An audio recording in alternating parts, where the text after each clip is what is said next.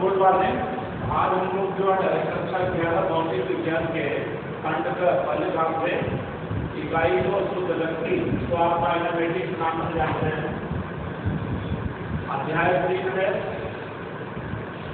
अध्याय 3 सरल रेखा में गति, motion in a straight line, motion in a straight line में भाग के एक नया अध्याय आपका शुरू हुआ है। पीछे आप लोगों ने भौतिक जगत, भौतिक राशियों में त्रुटि कैसे ज्ञात करते हैं, मापन, मेजरमेंट, सदिश, मात्रक और भौतिक राशियों की मात्रक और विमीय विश्लेषण, भौतिक राशियों का विमा निकालना, ये ढेर सारी जो है दो चैप्टर आप पढ़ चुके हैं। पूरा जिनका मोलेस्टिक वैल्यू भी आप निकाल चुके हैं। आज हमको ये देखेंगे कि यांत्रिकी है क्या। यांत्रिकी सबसे पहले ये देखें कि मैकेनिक्स खास करके होते हैं, चर्चा इसी से बना है। मैकेनिक्स है क्या।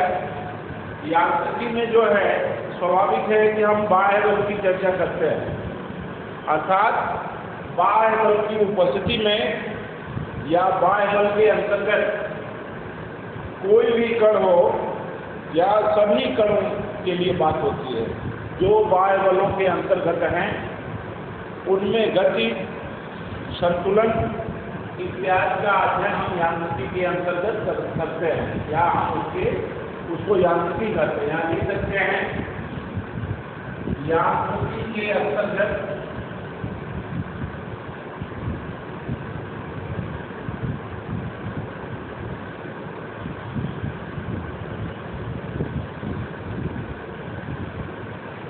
यांत्रिकी के अंतर्गत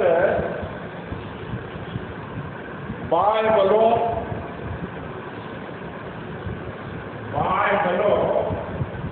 या यांत्रिकी में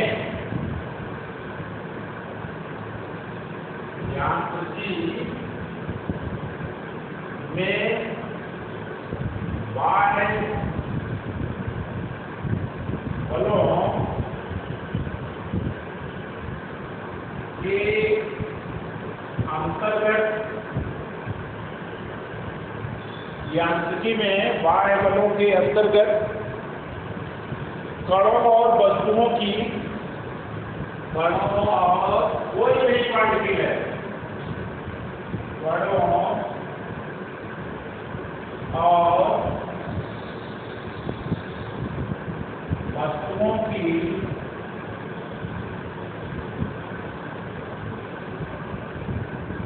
क्या अध्ययन करते हैं। यांत्रिकी में बाह्य बलों के अंतर्गत कणों और वस्तुओं की गति, कणों और वस्तुओं की गति एवं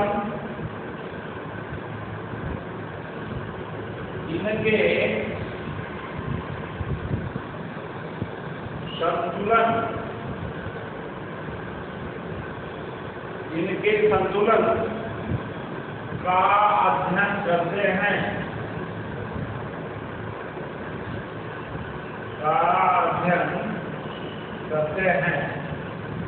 अगर आपसे पूछा जाए व्हाट इज मैकेनिक्स, तो आप कह सकते हैं कि mechanics is the motion and balance of particle and other things which is related to external force. कहने का मतलब बाह्य बलों के अंतर्गत कणों और वस्तुओं की गति और इसके संतुलन का अध्ययन करते हैं। वैसे जो है मुख्य रूप से यांत्रिकी के 3 भाग हैं। क्या देखिए, मुख्य रूप से यांत्रिकी के 3 भाग हैं, इनको 3 भागों में बांटा गया है। मुख्य रूप से यांत्रिकी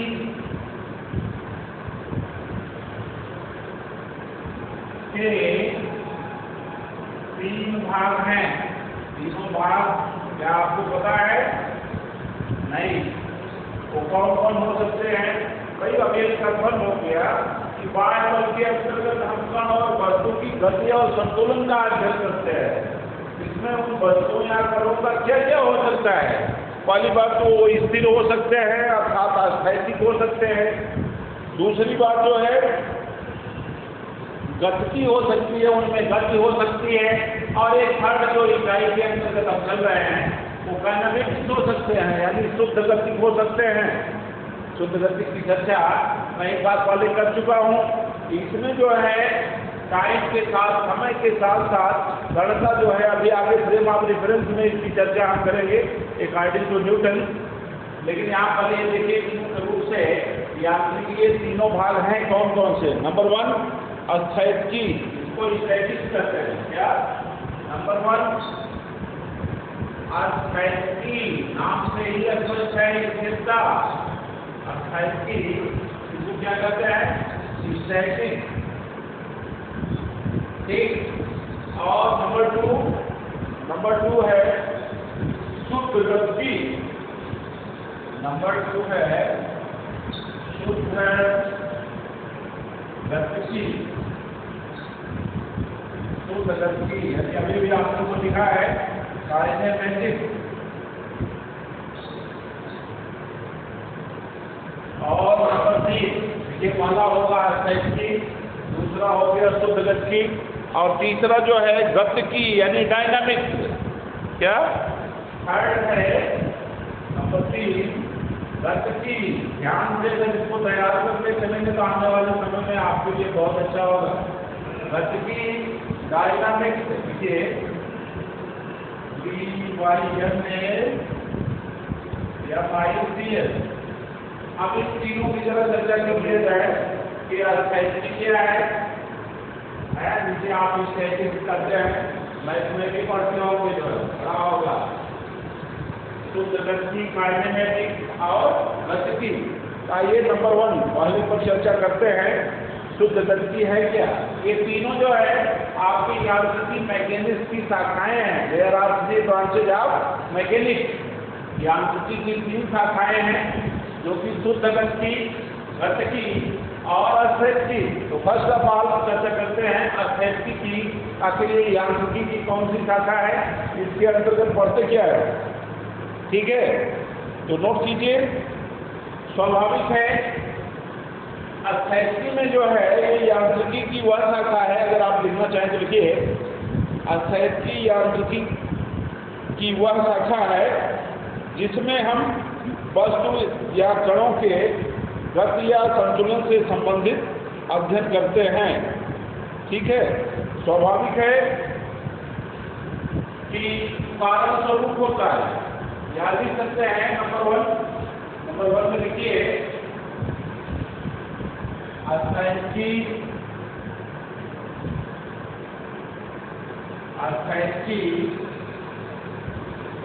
यांत्रिकी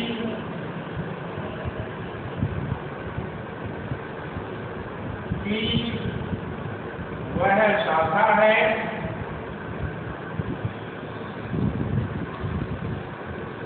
जिसमें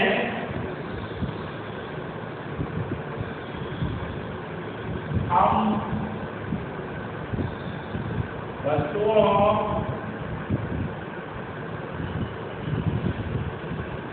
और कणों के क्या करते हैं? स्थैतिकी यांत्रिकी की वह शाखा है जिसमें हम वस्तुओं और कणों के संतुलन से संबंधित अध्ययन करते हैं। कणों के संतुलन से संबंधित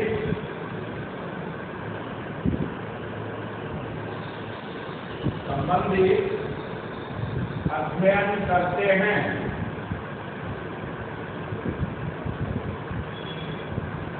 ठीक है, स्थैतिकी यांत्रिकी की वह शाखा है जिसमें हम वस्तुओं और कणों के संतुलन से संबंधित अध्ययन करते हैं। और नंबर 2 है शुद्ध गति काइनेमेटिक्स में। स्वाभाविक है इसमें जो भी है गति या संतुलन में कारणों का ध्यान नहीं दिया जाता। ठीक, इसको अगर लिखना चाहें तो इस तरह लिख सकते हैं। ठीक इसी तरह लिखिए क्या नंबर 2 भी शुद्ध गति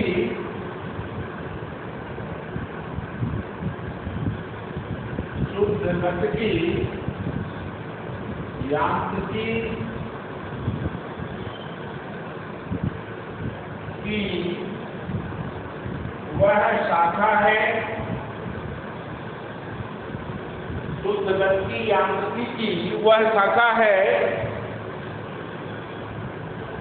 जिसमें हम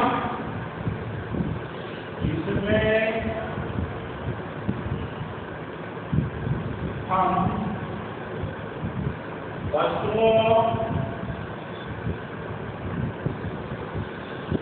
और कणों, इसमें हम वस्तुओं और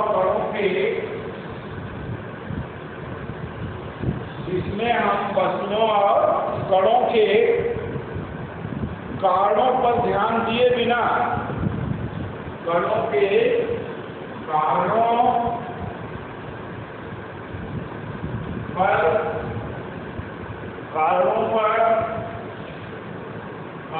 पर ध्यान दिए बिना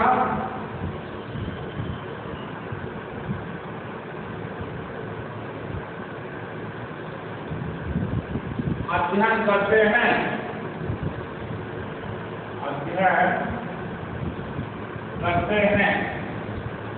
ये नंबर 2 क्लियर हो गया। लेकिन नंबर 1 में क्या किया, अस्थैतिकी जो पहला लिखा स्टैटिक, ये यांत्रिकी की वह शाखा है, इसके अंतर्गत हम वस्तुओं और कणों के संतुलन संबंधी अध्ययन करते हैं। लेकिन ठीक नंबर 2 में आप देखिए, शुद्ध गतिकी यांत्रिकी की वह शाखा है जिसमें हम वस्तुओं और कणों के कारणों पर ध्यान दिए बिना अध्ययन करते हैं, अर्थात रीजन का पता नहीं होता। और ठीक इसी का उल्टा नंबर 3 में होता है, तो गतिकी है क्या, नंबर 3 आपकी है क्या, गतिकी। तो आप लिख सकते हैं गतिकी यांत्रिकी की वह शाखा है, ठीक इसी तरह गतिकी यांत्रिकी की वह शाखा है,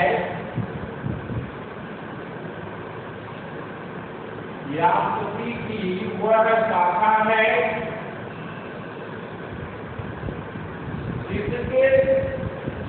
जिसमें हम वस्तुओं और कणों के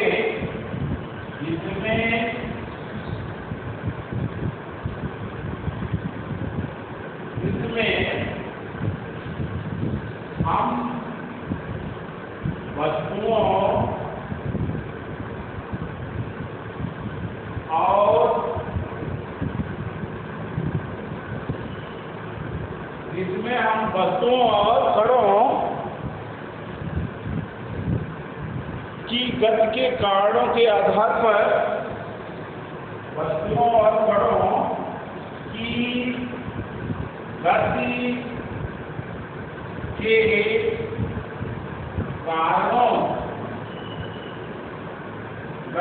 कारणों के आधार पर किसका अध्ययन करते हैं, गति का अध्ययन करते हैं।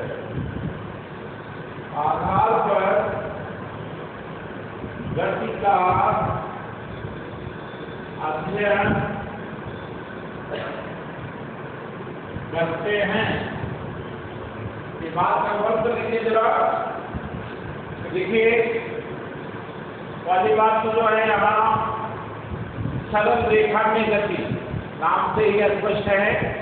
तो सरल रेखा में गति जो है एक तल में भी हो सकती है, 1 डायमेंशनल, 2 डायमेंशनल, 3 डायमेंशनल भी हो सकती है। कोऑर्डिनेट निर्देशांक को फॉलो कर सकते हैं तीनों में। लेकिन सबसे पहले देखा जाए कि यांत्रिकी मैकेनिक्स, जो कि हमारे आज के वर्तमान युग में इसका बहुत महत्व है। यांत्रिकी मैकेनिक्स, यांत्रिकी में हम बाह्य बल के अंतर्गत यानी एक्सटर्नल फोर्स के अंतर्गत कणों और वस्तुओं की गति और इनके संतुलन का अध्ययन करते हैं। वैसे अभी भी चर्चा की है कि मुख्यतः इसके कितने भाग हैं, 3 भाग हैं। पहला अस्थैतिकी है, दूसरा शुद्ध गतिकी है, तीसरा गतिकी है, डायनामिक। थर्ड जो है गतिकी है, सेकंड जो है काइनेटिक है। अब इसके बाद देखा अस्थैतिकी यांत्रिकी की वह शाखा है जिसमें वस्तुओं और कणों के संतुलन से संबंधित अध्ययन करते हैं। ये तो अस्थैतिकी होगी। शुद्ध गतिकी में अध्ययन तो उन्हीं का करते हैं बाइबल के अंतर्गत, लेकिन कारण पर ध्यान नहीं दिया जाता। और तीसरा है, थर्ड है इसमें जो है गति की यांत्रिकी में यह वह बताता है यांत्रिकी जिसमें हम वस्तुओं और कणों की गति के कारणों के आधार पर हम गति का अध्ययन करते हैं, अर्थात कारण का ध्यान दिया जाता है।